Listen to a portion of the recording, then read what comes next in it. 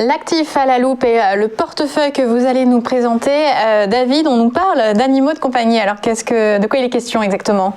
Alors nous chez eToro, on a lancé un nouveau portefeuille, un nouveau portfolio qui a un portefeuille sur toutes les boîtes qui justement s'occupent du bien-être des animaux. Donc que ce soit pour de la nourriture pour animal ou autre, des soins ou d'autres thématiques du secteur. Et en fait, on va regrouper à l'intérieur donc la copie portfolio toutes ces sociétés. Et pourquoi c'est intéressant à suivre et pourquoi j'ai décidé d'en parler aujourd'hui? Parce que on est en train de remarquer que c'est quand même une industrie qui prend de plus en plus de taille et qui est en train de gagner de plus en plus d'adeptes. Aujourd'hui, les ménages qui ont des animaux ont vraiment un budget à part entier qui est alloué vraiment au bien-être des animaux et à leur confort. Et donc, on a quelques sociétés justement du secteur qui en profitent et qui permet justement une allocation sur l'ensemble du secteur. Donc aujourd'hui, c'est un secteur qui représentait environ 225 milliards de dollars en 2019 et qui devrait continuer à croître d'ici les prochaines années. Aujourd'hui, on voit que il y a quand même beaucoup de ventes. Donc il y a par exemple 37 milliards qui sont réservés pour la nourriture et les traitements. On en a 30 milliards à peu près pour les soins de vétérinaires et autre chose.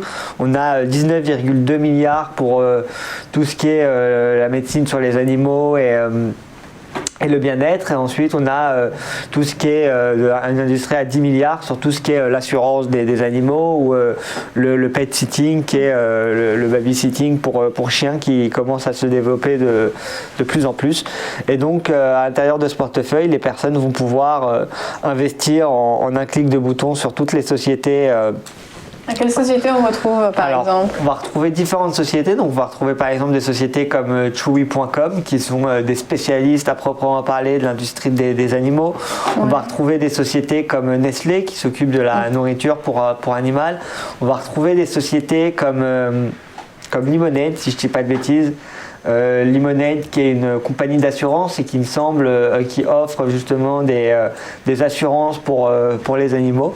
Et on va retrouver comme ça une vingtaine de sociétés, exactement 19 sociétés qui vont permettre d'être allouées indirectement sur toute l'industrie. Et en général, les allocations se font entre 6,60% et 3,5% au plus bas.